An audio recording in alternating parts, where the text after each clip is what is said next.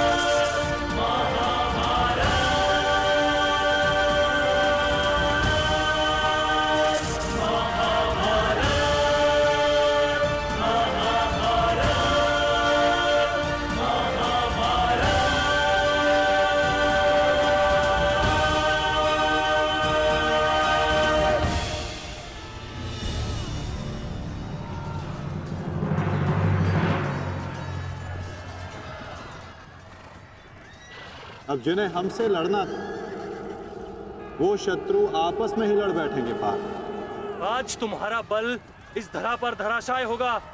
भीम, अर्जुन!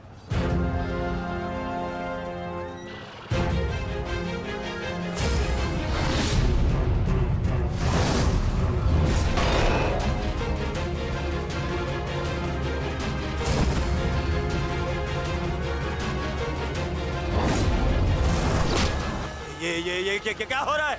अश्वत्थामा और दुशासन आपस में क्यों लड़ रहे हैं? शांत हो जाओ दुर्योधन, अर्जुन के दिव्यास्त्र का प्रभाव है।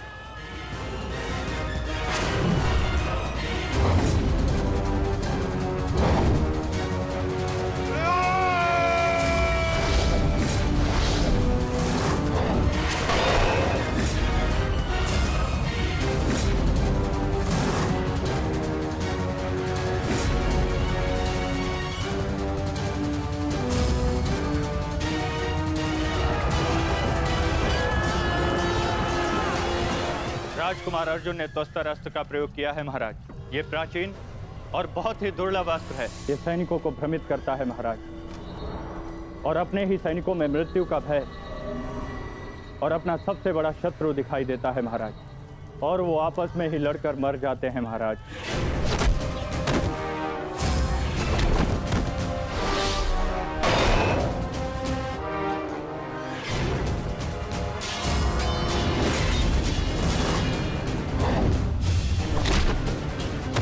हाँ भाई, आप युवराज की सुरक्षा के लिए यही उपस्थित रहिए।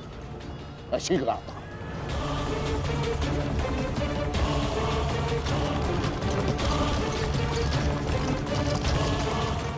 माधव, दुर्योधन पर आक्रमण करने का यही उचित समय है।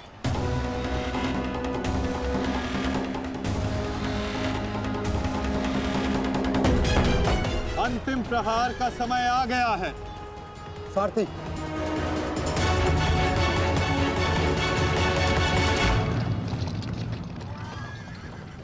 ये क्या? चारों पांडव सीधे हमारी ओर बढ़ रहे हैं।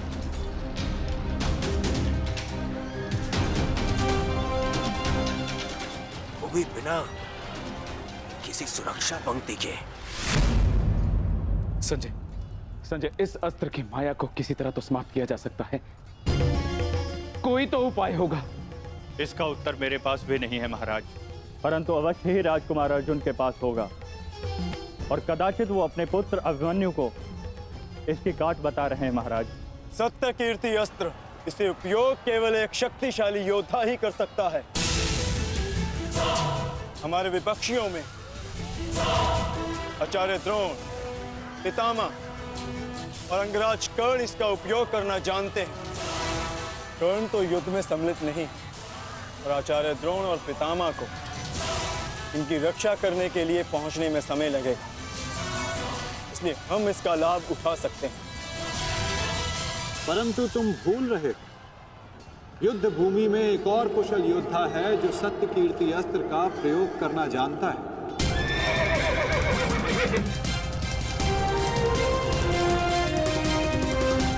और उसको रोकना अति आवश्यक है।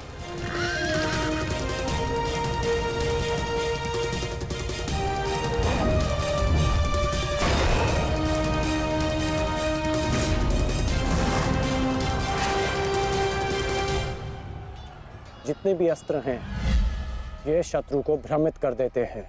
परंतु इस भ्रम को तोड़ने का कोई तो उपाय होगा ना पिताश्री? एक ही अस्त्र है, सत्य कीर्ति अस्त्र।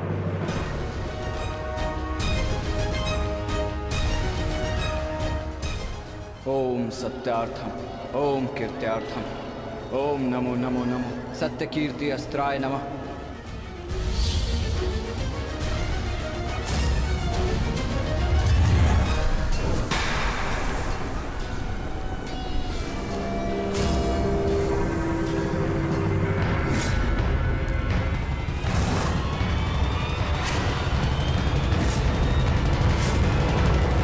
स्वागत है अभिमन्यु। वासुदेव ने सदा तुम्हारी प्रशंसा की और कल तो तुमने महामहिम भीष्म पितामह का मार्ग भी रोक दिया था। तुम में तुम्हारी इस असाधारण वीरता का मैं सम्मान करता हूं और प्रशंसा भी। परंतु इस समय मुझे मेरी सेना की रक्षा करनी है और ऐसा करने से मुझे कोई नहीं रोक सकता। प्रशंसा तो तुम्हारी भी बहुत हो रही है वृषसेन। जिस वीरता से तुमने मेरे पिताश्री का सामना किया वो सराहनीय था। परंतु इस समय मेरा भी केवल एक ही लक्ष्य, तुम्हें रोकना। तो विलंब कैसा? मैं प्रस्तुत हूं।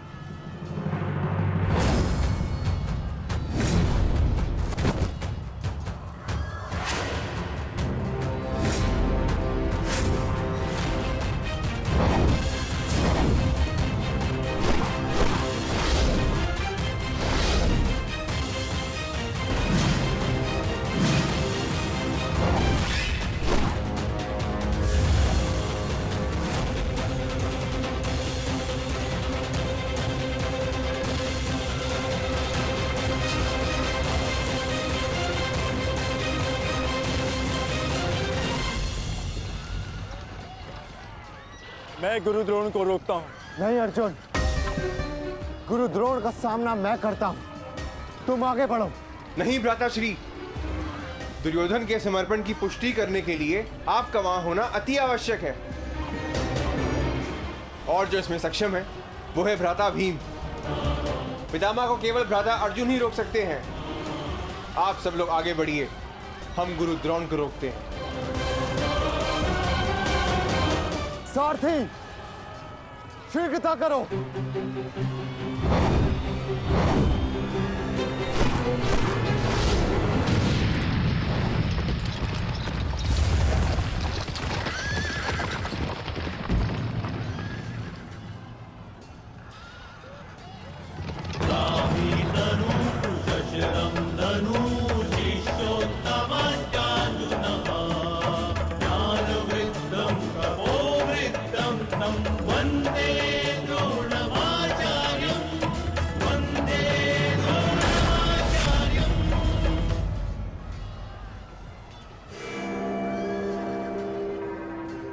हस्तिनापुर नरेश, महाराज धृतराष्ट्र के ज्येष्ठ पुत्र दुर्योधन तक पहुंचने के लिए तुम्हें मेरा सामना करना होगा।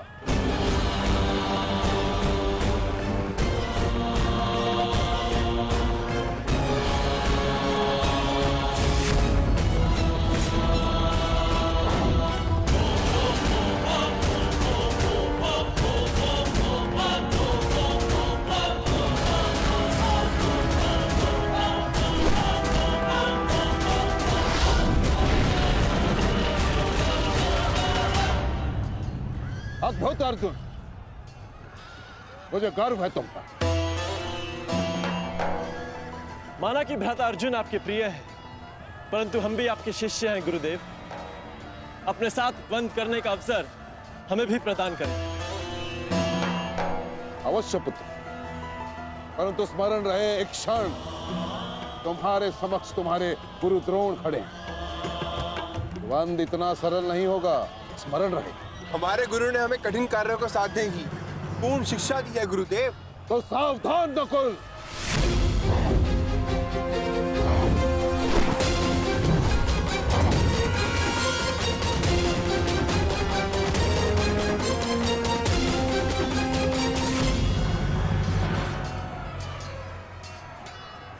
कहा था मैंने कि द्वंद्व सरल नहीं होगा।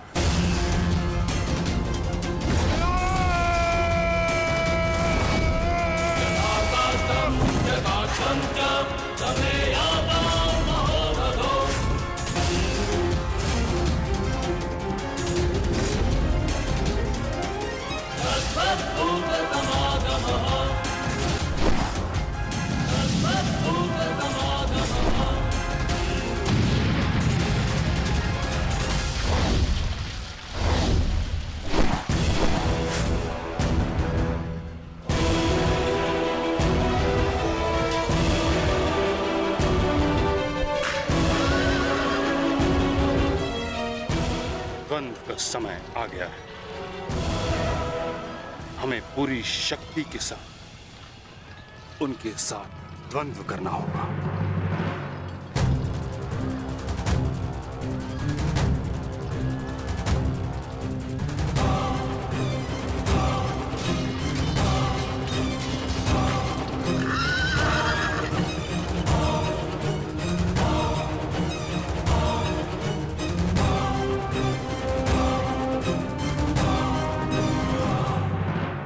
क्या हुआ पुत्र? जो कर्तव्य पूर्ण करने आए हो वह करो। मेरे साथ द्वंद्व करो। रुक क्यों गए? आक्रमण करो मुझ पर। कर्म से बड़ा कोई धर्म नहीं पुत्र। पितामह ने उचित कहा, अपने कर्तव्य का पालन करो। स्मरण है ना पार्थ, ना कोई बंधु है ना कोई बंधव, ना कोई मरता है ना कोई मारता है, ये सब आत्माएं हैं।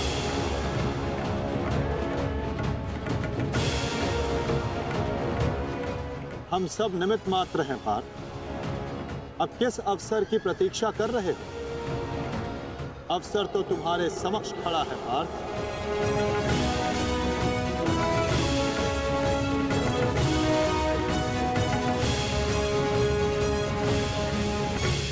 यदि तुम मुझ पर प्रहार नहीं करोगे अर्जुन,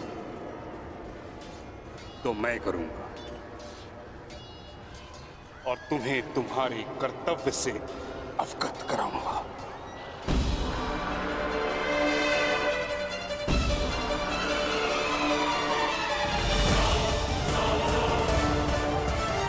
अपने प्रेम भाव को अपनी दुर्बलता मत बनाओ पार्थ, अन्यथा तुम्हारा यही प्रेम भाव तुम्हारी पराजय और अधर्म की विजय का कारण बनेगा।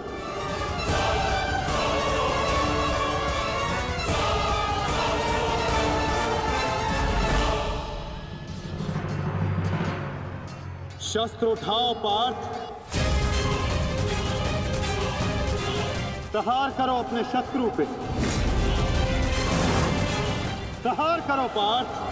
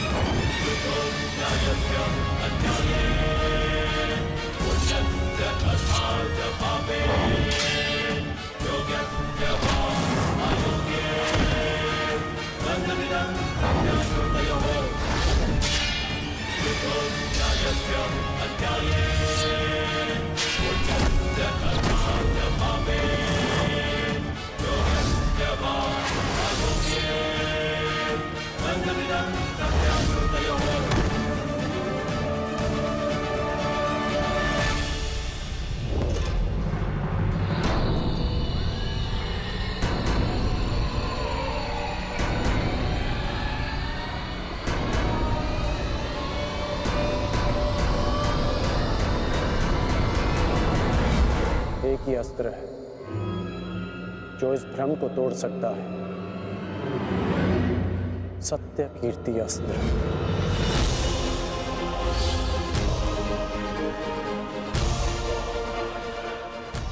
सत्य कीर्ति अस्त्र।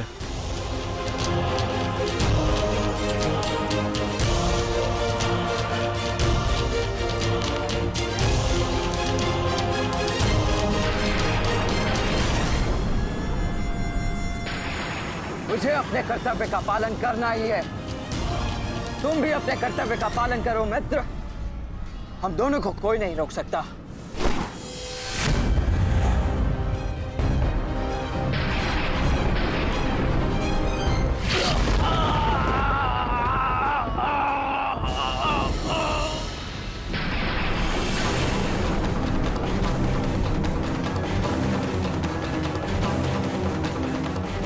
रुक जा वृषसेन, मुझे विवश मत करो। मैं केवल वो कर रहा हूं जो मेरे वश में है।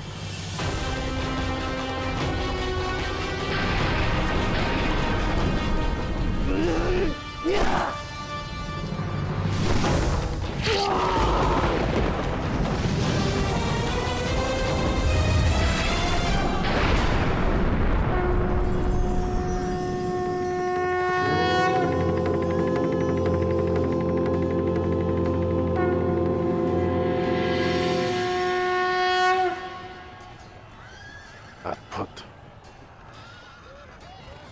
मुझे तुम पर गर्व है पुत्र।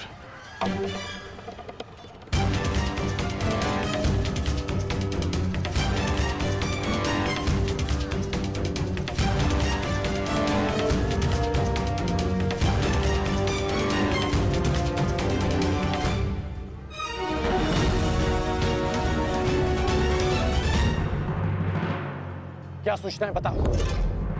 अंगराज, मैं वो बताओ मुझे। कुमार वृषेण। क्या हुआ वृषसेन को?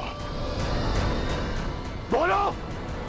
युद्ध में बुरी तरह घायल हुए हैं।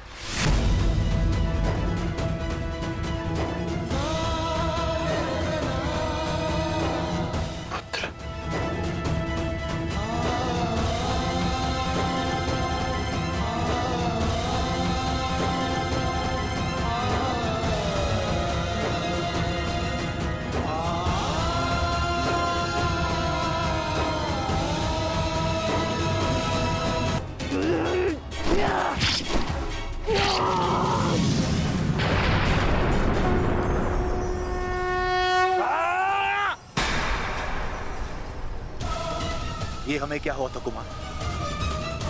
हम एक दूसरे पे क्यों प्रहार कर रहे थे? अवश्य कोई माया थी जिसका अंत हुआ। आओ आओ, शत्रु हमारे प्रहार की प्रतीक्षा कर रहा है। चलिए कुमार।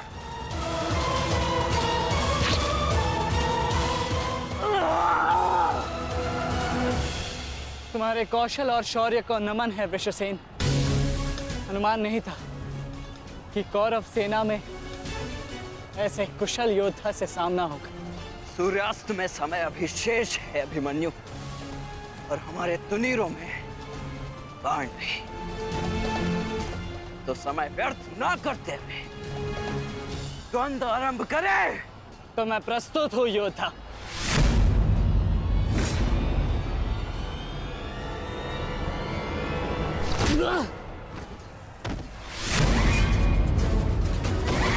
तेरे पिता की माया का अंत हुआ बालक, और अब तेरा अंत होगा।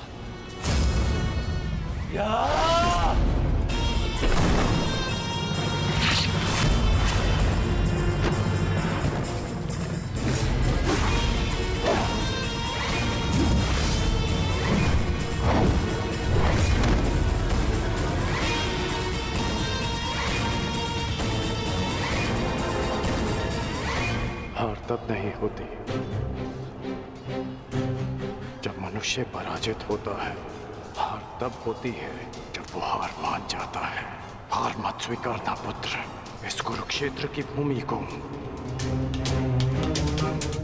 इस महाभारत के युद्ध को तुम्हारी आवश्यकता है। अभी बहुत द्वंद्व शेष है। उठो, अपने क्रोध को, अपने साहस को, अपने विश्वास को एकत्रित करो। उठो और युद्ध करो। उठो पुत्र, उठो पुत्र, उठो पुत्र।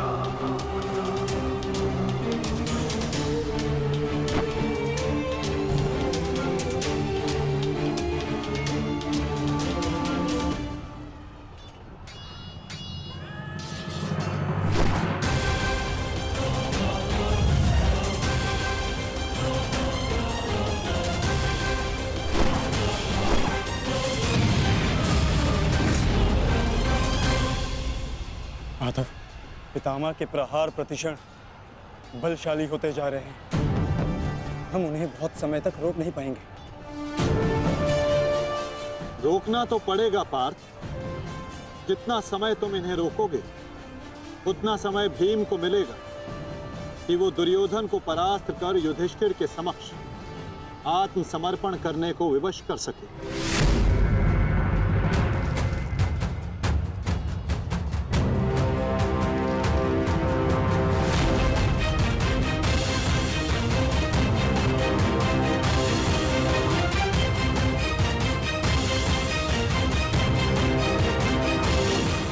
दुर्योधन, ये युद्ध भूमि है, कोई रंग भूमि नहीं कि औरों के द्वंद्व का तुम आनंद उठा सको। क्यों दुर्योधन, कायरों की भांति क्यों खड़े हो? आओ और आकर मुझसे युद्ध करो।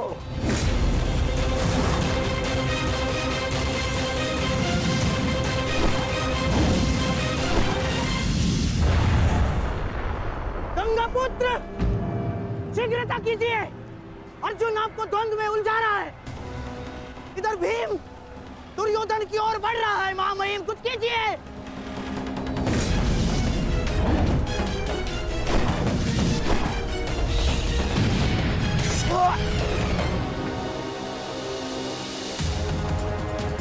साथी,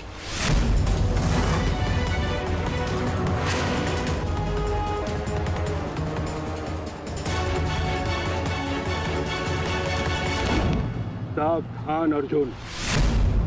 या तो तुम युद्ध करना भूल गए हो या फिर तुम्हें युद्ध करने का साहस नहीं है। दुर्योधन, नहीं नहीं दुर्योधन, भीम तुम्हें उकसा रहा है। द्वंद्व में मत फंसना। उचित कहा मामाश्री। मेमनों के आखेट के लिए सिंह आगे नहीं बढ़ते, बस होके भीम के लिए तो मेरी कलिंग की सेना ही पर्याप्त है। कलंक के वीरों, आक्रमण करो और इसको बंदी बना लो। जाओ।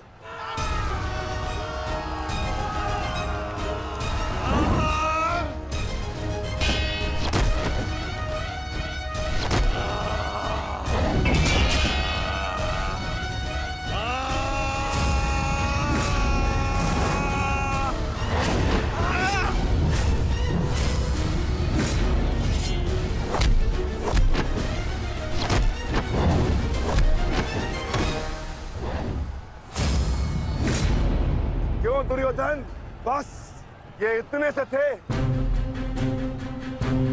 अरे इनसे तो युद्ध करके मेरे हाथ पैर भी नहीं खुले।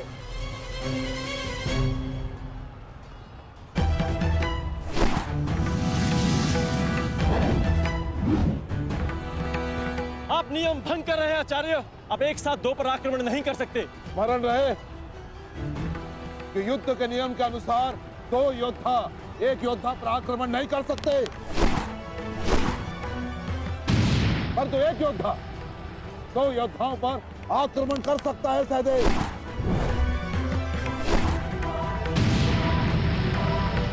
क्या करें नकुल, कुछ करना होगा। हमें गुरु द्रोण को रोककर अधिक से अधिक समय भ्राता भीम को देना होगा। युद्ध सभा में चीख चीख कर अपने पौरुष का बखान करने वाले एक नपुंसक के भांति क्यों खड़े हो? अब किसे लाओगे अपनी ढाल बनाकर? ये विकोदर भीम तुम्हारी हर ढाल को तोड़कर तुम्हारा अंत करेगा। मैं तुम्हारे प्राण लेकर रहूंगा कायर दुर्योधन।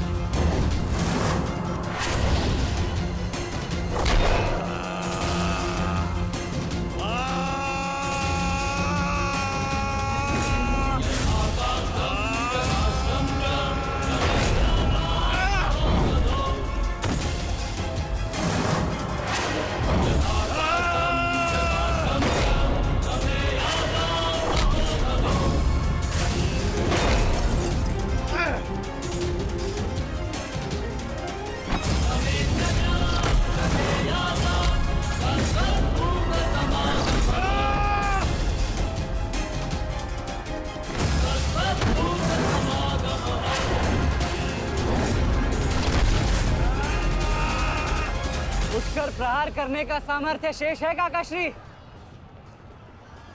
या पराजय स्वीकार करते हैं? जय और पराजय की चुनौती बराबरी के योद्धाओं को दी जाती है बालक। प्रतीत होता है कि अभी तक तुम्हें कोई समर्थ योद्धा नहीं मिला।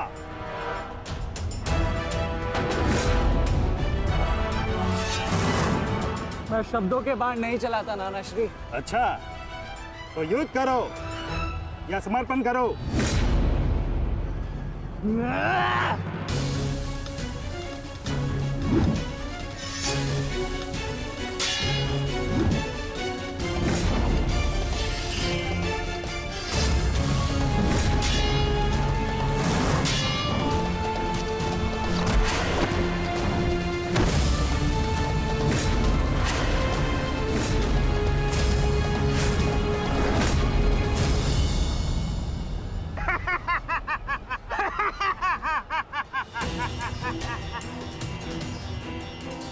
क्या हुआ, थक गए? अरे ये उस मूर्ख विराट पुत्र उत्तर की संगति का प्रभाव है। ये उसे भी यही लग रहा था कि मेरे समक्ष वो कुछ कर दिखाएगा, पर मूर्ख मृत्यु को प्राप्त हो गया। मृत्यु को चींटी की भांति इन्हीं हाथों से मसल दिया मैंने उसे। पीछे हट जाओ अभिमन्यु, अन्यथा उत्तर से कहीं पीड़ादायक मृत्यु मिलेगी। मृत्यु। तो ये समझिए कि आज उत्तर का प्रतिशोध पूर्ण होगा।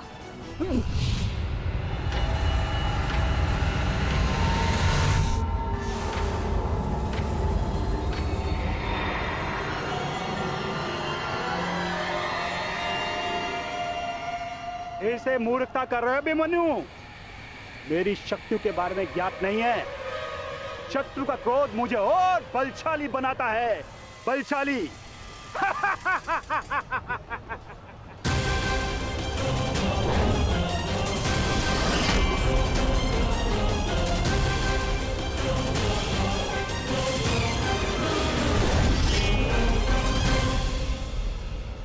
इतना ललकारने के पश्चात भी तुम रथ पर चढ़ कर बैठे हो दुर्योधन। मैं भी कैसा मूर्ख हूं, एक नपुंसक के वध की प्रतिज्ञा कर बैठा। आज तुमने यह सिद्ध कर दिया कि तुम एक क्षत्रिय नहीं बल्कि एक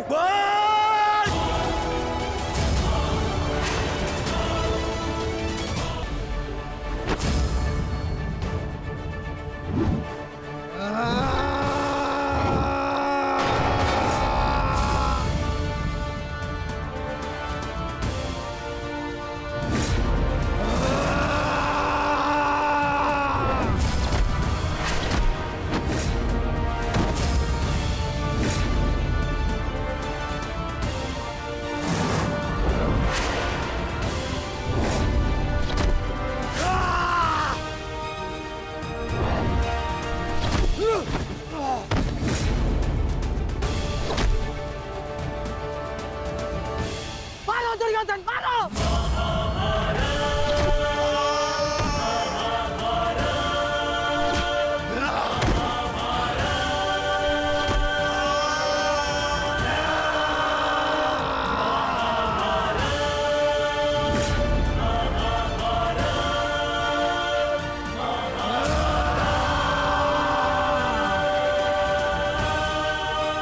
क्या हुआ गदाधारी भीम? अब दिखाओ तुम्हारा पौरुषत्व। या कहो तो हस्तिनापुर की स्त्रियों से आभूषण लाके तुम्हें पहना दूं? क्या हुआ? युद्ध बातों से नहीं, बल से जीता जाता है। यदि इस बैल जैसे शरीर में थोड़ा सा भी साहस बचा है तो और प्रहार कर मुझ पर। अरे ये क्या पहचानेगा अपनी शक्ति को? इसे कैसे मैंने वस्त्र और आभूषण रहित करके उन हाथों के मत्थे बिठा दिया था मैंने।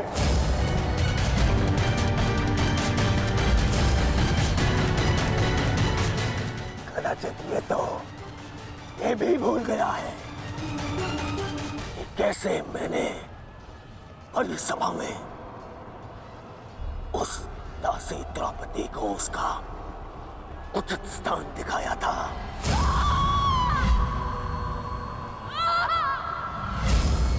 आओ दासी द्रौपदी, आकर मेरी गंगा में बैठो। आओ, वस्त्र हरण करो इस दासी का।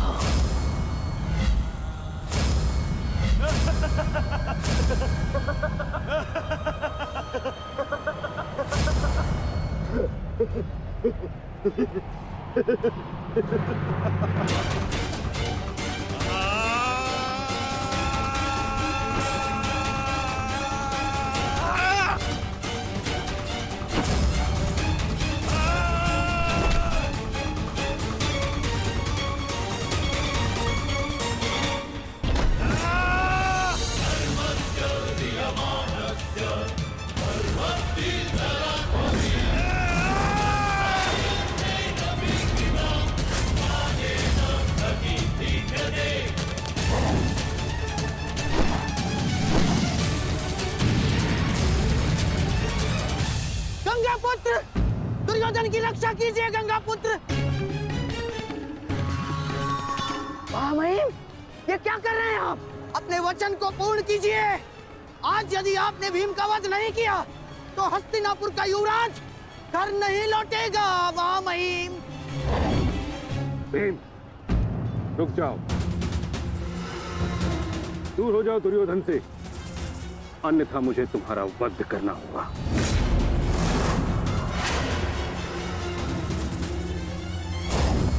सावधान पितामह, यदि आपने भ्राता भीम पर प्रहार किया तो मुझे विवश होकर आप पर बाण संधान करना होगा। हट जाओ भीम। क्षमा चाहता हूं पितामह, आप अपना वचन पूर्ण कर रहे हैं तो मुझे भी अपनी प्रतिज्ञा का मान रखना है। आज मैं इस दुर्योधन का वध तो करके ही रहूंगा, चाहे इसके लिए मुझे स्वयं के प्राण क्यों न गंवाने पड़े।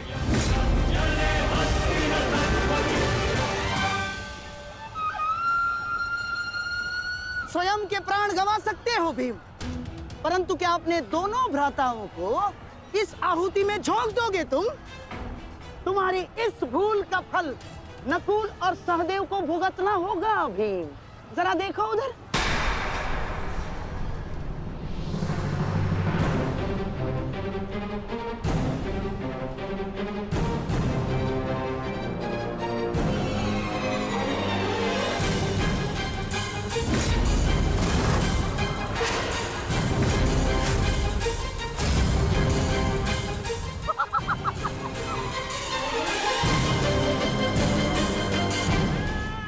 पिताश्री,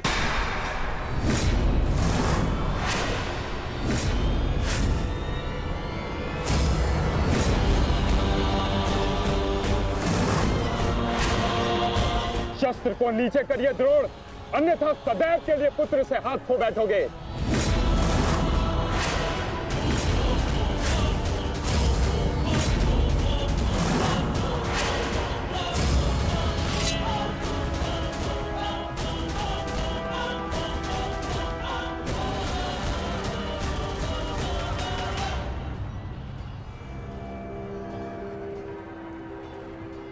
दुर्योधन, तेरा अंत आ गया है। तुम्हारे पास दो विकल्प शेष है दुर्योधन।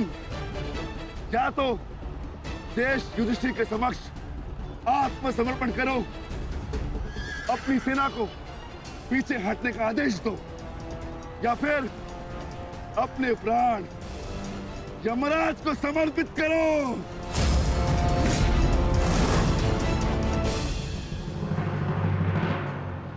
मारो भीम, मारो! शीघ्रता करो भीम! इतनी भी क्या शीघ्रता है राजकुमार युधिष्ठिर?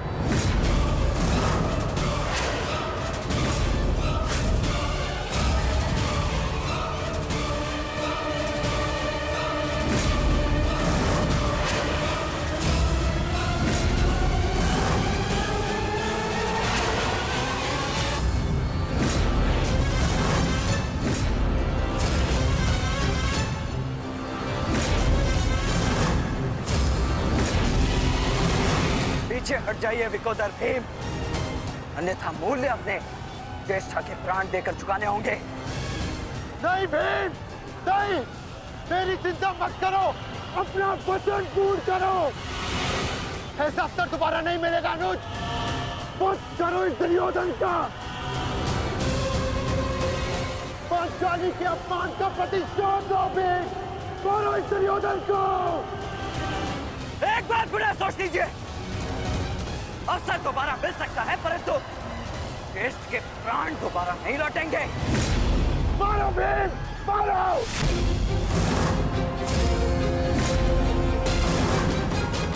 दुर्योधन!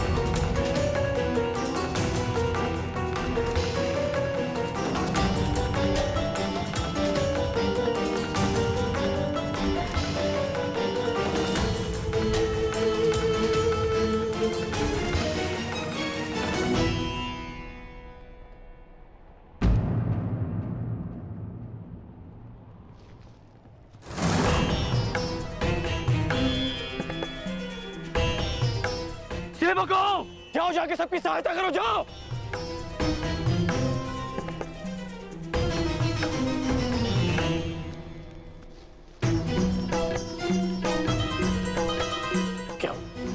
क्या हुआ?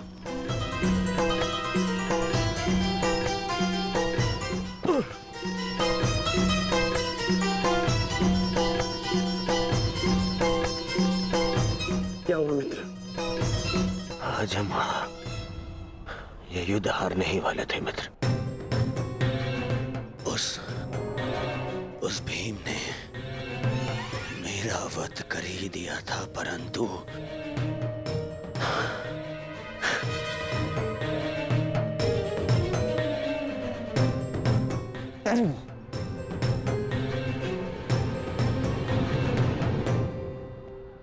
ठीक समय पर आकर वृषसेन ने पूरी परिस्थिति को ही बदल दिया।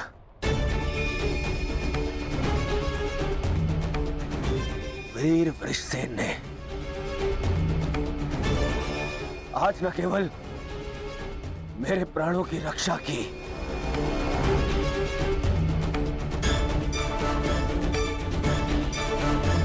अभी तो कौरव सेना को एक लज्जाजनक हार से भी बचाया।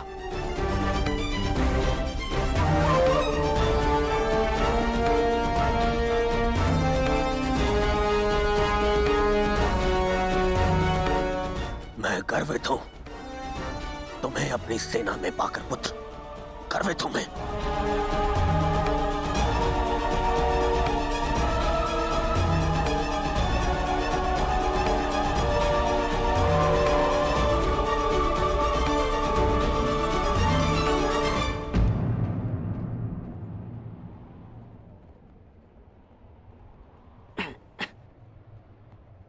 आप फिर से मेरे घाव देख रहे हैं ना पिताश्री,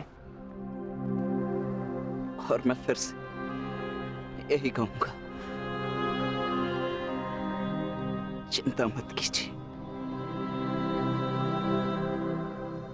आज का युद्ध समाप्त हुआ और युद्ध भूमि में जो कुछ भी हुआ उसे भुला देना ही श्रेयस्कर है, अपितु उन बाधाओं को समझने का प्रयास करना चाहिए जो हमें विजयश्री बनने या प्राप्त करने से रोक रही है।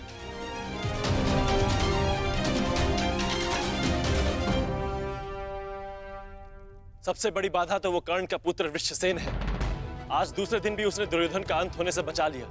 दुर्योधन के वध होने के पश्चात वृषसेन को अपने मार्ग से हटाना अति आवश्यक है। कुछ नहीं होगा आपके पुत्र को, और आपका पुत्र आपके मित्र को भी। कुछ नहीं होने देगा।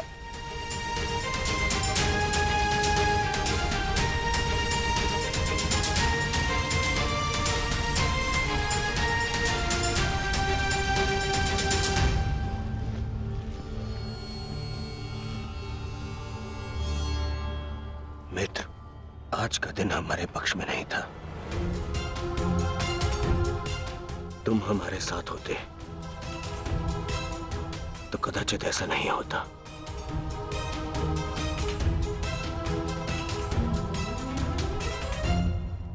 आज युद्ध भूमि में कौरव केवल धर्मराज युधिष्ठिर का वध करने का प्रयत्न करते रहे, और कल हम दुर्योधन को अपना लक्ष्य बनाएंगे।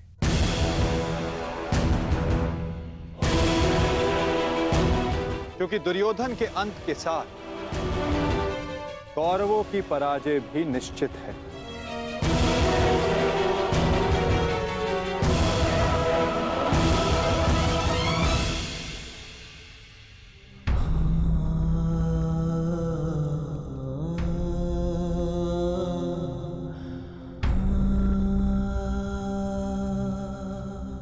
पुत्र,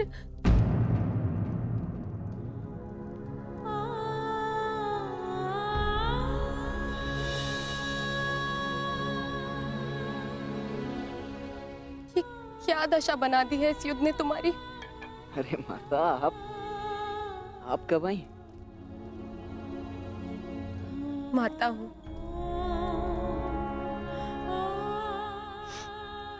पुत्र को घाव लगता है तो माता को आभास हो ही जाता है। मेरे मन ने कहा कि मेरा पुत्र संकट में है, दौड़ी चली आई।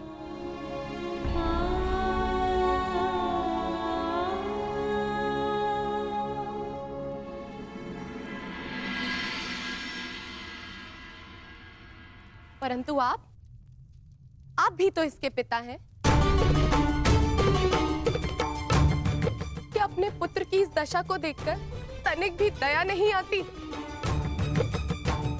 अपने पुत्र के जीवन के लिए आपको कोई मोह नहीं? मैंने निश्चित कर लिया है, तुम कल युद्ध में नहीं जाओगे।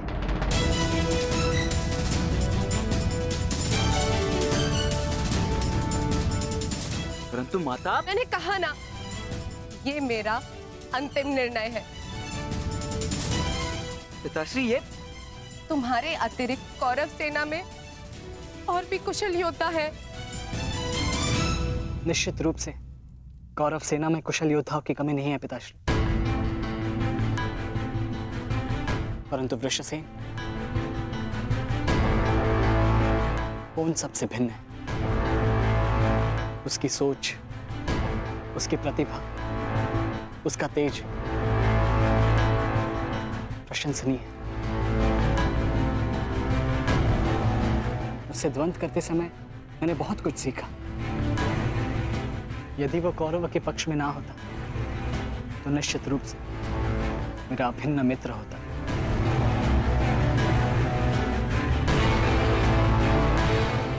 परंतु समझ में नहीं आता कि उसमें इतना तेज आया कहां से। कुछ जन्म से, कुछ कर्म से। वो अंगराज कर्ण का पुत्र है, जिसके मन में मृत्यु का भय नहीं, अपने कर्तव्य की ओर पूर्ण आत्मसमर्पण है। उस पर तेज स्वतः ही आ जाता है। अभिमन्यु,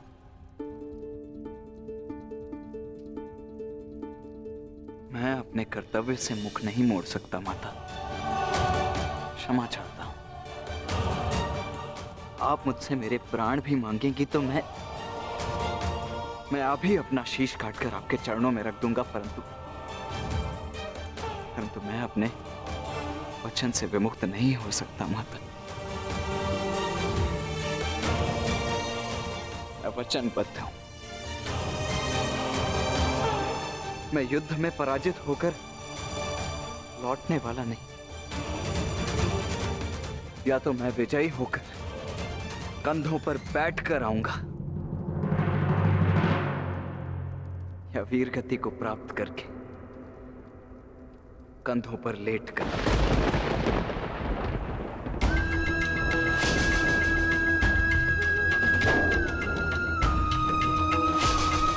ये आपका पुत्र क्या बोल रहा है? अब आप सुन रहे हैं ना? मैं आपसे हाथ जोड़कर विनती करती हूँ स्वामी, रोकिए इसे। आप ऐसा कैसे होने दे सकते हैं? कुछ कीजिए। करना तो तुम्हें है सुप्रिया। ममता और कर्तव्य में संतुलन करना है। तुम एक योद्धा की माता हो, तुम्हें अपने हृदय को कठोर बनाना होगा। मेरी अनुपस्थिति में हमारा पुत्र इस महायुद्ध में अत्यंत मुख्य भूमिका निभा रहा है।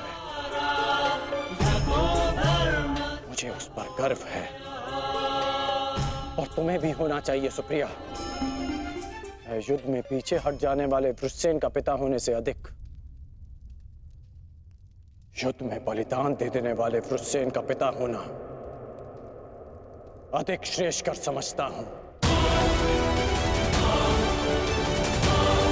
फलता नहीं, हर मनुष्य अपना लक्ष्य चुनता है और मैंने और वृषसेन ने भी अपना लक्ष्य चुन लिया है।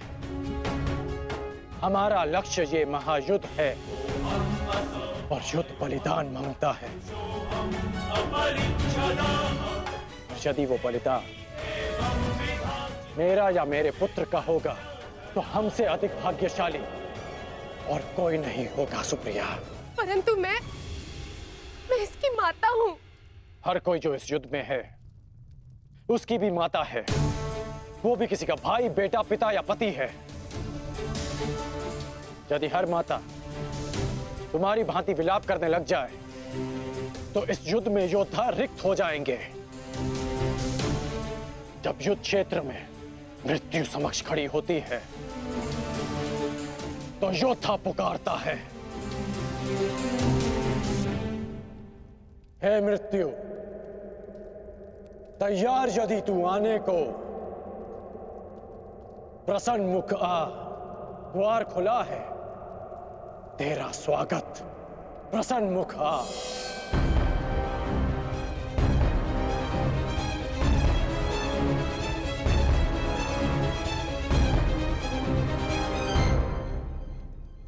दो महायोद्धाओं के समक्ष एक दुर्बल माता कैसे जीत सकती है? यदि आपने निर्णय ले ही लिया है तो ठीक है, किंतु एक बात स्मरण रखना, यदि मेरे पुत्र को कुछ भी हुआ तो उसके उत्तरदायी आप होंगे और इसके लिए मैं आपको कभी क्षमा नहीं करूंगी।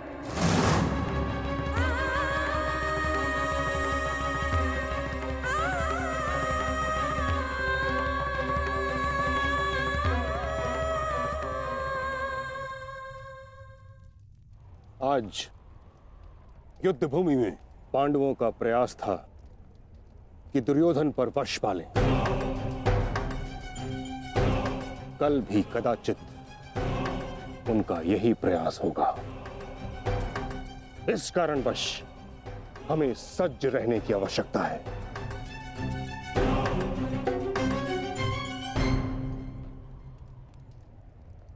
कल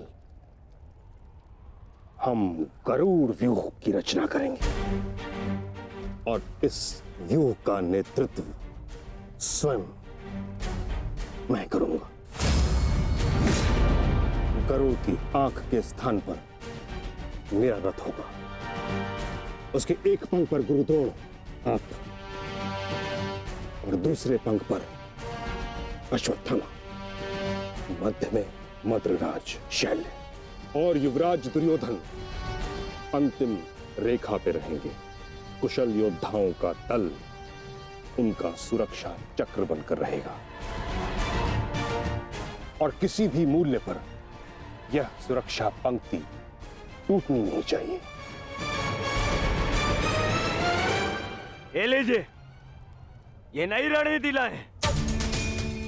पितामह, आपकी अब तक कोई भी रणनीति सफल तो हुई नहीं है।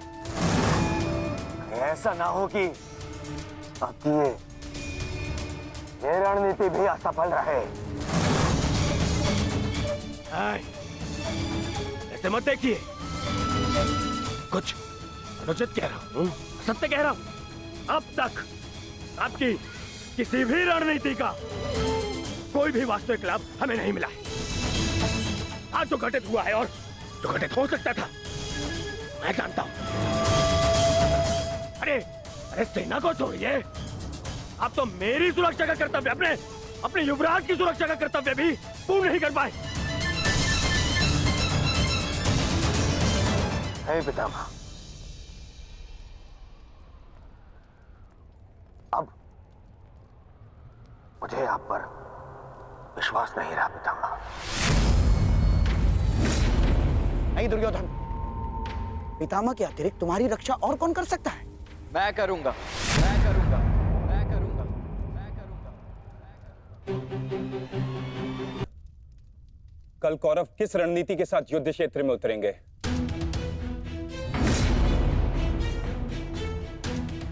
उनकी व्यू रचना क्या होगी? व्यू रचना चाहे जो भी हो, किंतु आज जो रणभूमि में हुआ, उसके पश्चात यह निश्चित है कि दुर्योधन की रक्षा हेतु वे उसे सेना की अंतिम रेखा में ही रखेंगे, क्योंकि वो जानते हैं कि दुर्योधन ही हमारा लक्ष्य है।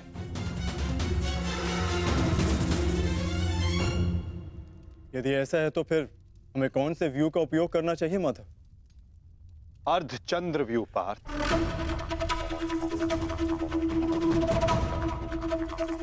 उसी व्यू के कारण हम दुर्योधन को रणभूमि की ओर ला पाएंगे।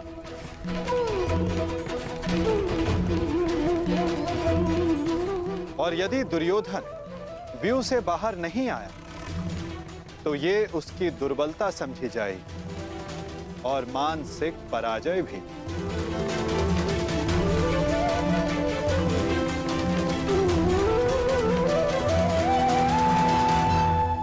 कल दुर्योधन की रक्षा कोई नहीं कर पाएगा, वो चाहे आचार्य द्रोण हो या पितामह, अश्वत्थामा हो या दुशासन या फिर वृक्षसेन। कल जो भी योद्धा मेरे और दुर्योधन के मध्य आएगा, तो या तो रणभूमि छोड़ेगा या फिर ये संसार। मेरे पिताश्री आप पर पूर्ण विश्वास करते हैं युवराज, और मैं अपने पिताश्री की ओर से आपको यह वचन देता हूं कि जब तक मेरे शरीर में अंतिम श्वास रहेगी, तब तक मैं युद्ध भूमि में आपकी सुरक्षा के लिए प्रस्तुत रहूंगा।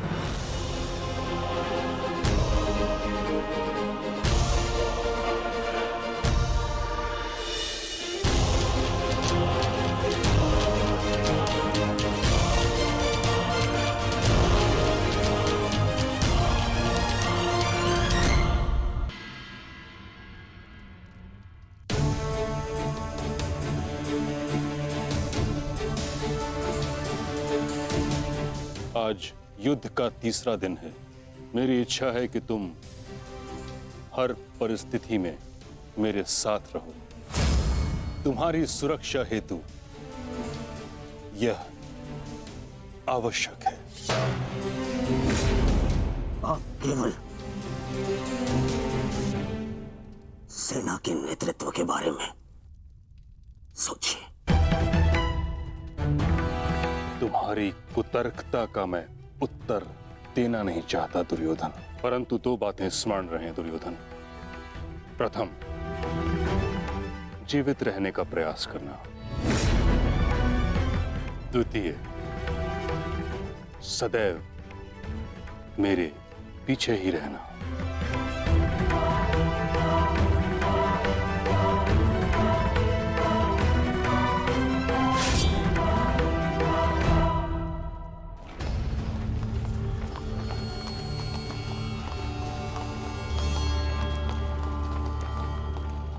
प्रणिपात पिताश्री। यशस्वी भव। मैं यहाँ तुम्हें यह बताने नहीं आया कि मन लगाकर युद्ध करना, क्योंकि वो तो तुम करोगे ही। मैं यहाँ तुम्हें एक सीख देने आया हूं।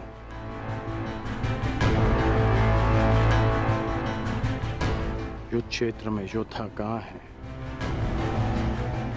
ये जानने का सबसे अच्छा संकेत है उसके युद्ध की पताका। तुम्हें जिसकी भी रक्षा करनी है या जिस पर भी प्रहार करना है, उसके रथ की पताका को जानना, पहचानना बहुत आवश्यक है। मैंने ये तुमसे पहले नहीं कहा, पर आज कह रहा हूं कि मुझे स्वयं पर गर्व है कि मैं तुम्हारा पिता हूं।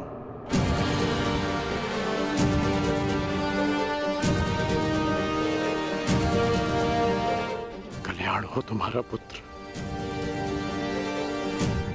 अपने पूरे कौशल से युद्ध करना और विजयी बनना, ताकि संसार स्मरण रखे कि तुम राधे कर्ण के पुत्र हो।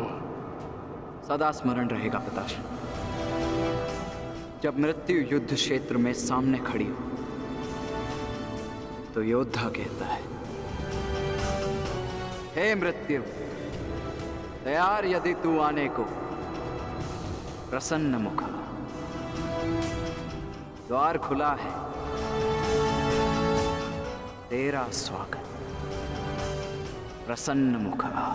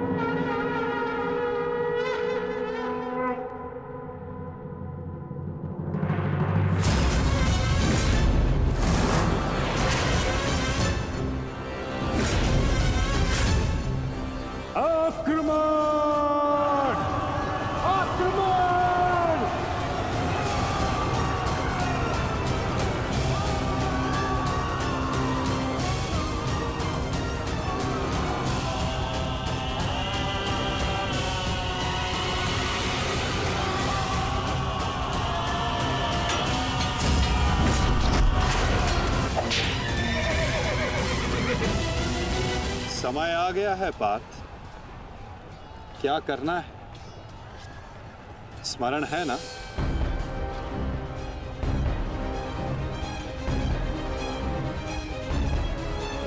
जी माधव। आज महामहिम भीष्म ने गरुड़ व्यूह का निर्माण किया है महाराज। किंतु पांडवों ने कौन सा व्यूह रचा है संजय? पांडवों ने अर्धचंद्र व्यूह की रचना की है महाराज। मूर्ख है युधिष्ठिर, कभी भी अर्धचंद्र व्यूह गरुड़ व्यूह को नहीं तोड़ सकता।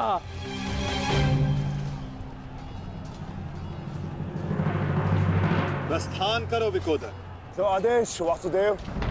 अपने साथ कुछ सैनिक भी लेते जाओ। जी वासुदेव। सैनिकों, आगे बढ़ो।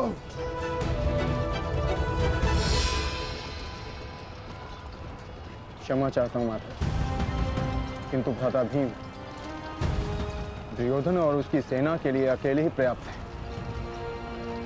तो फिर आपने उनके साथ सैनिक क्यों भेजे? जिस कार्य के लिए विकोदर जा रहे हैं, वहां शत्रु का ध्यान बटाने के लिए उन्हें सैनिकों की आवश्यकता अवश्य पड़ेगी। तुम समझ रहे हो ना पार्थ?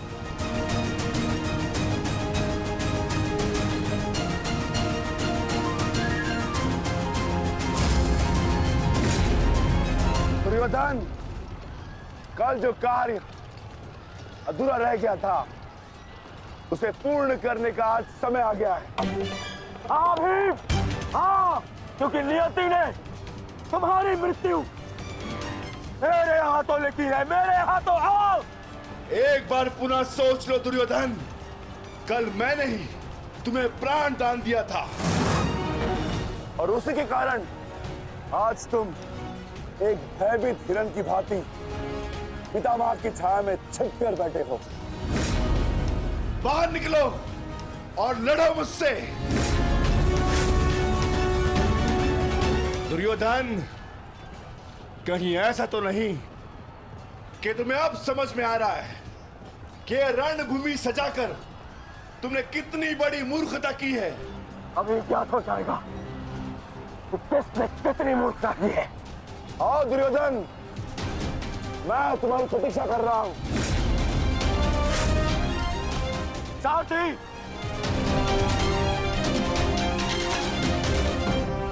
पांडवों ने अर्धचंद्र व्यू बनाया है।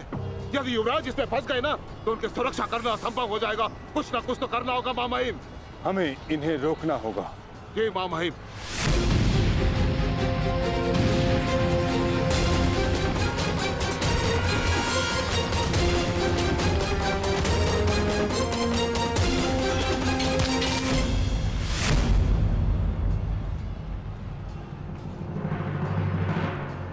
प्रणिपात प्रपितामह।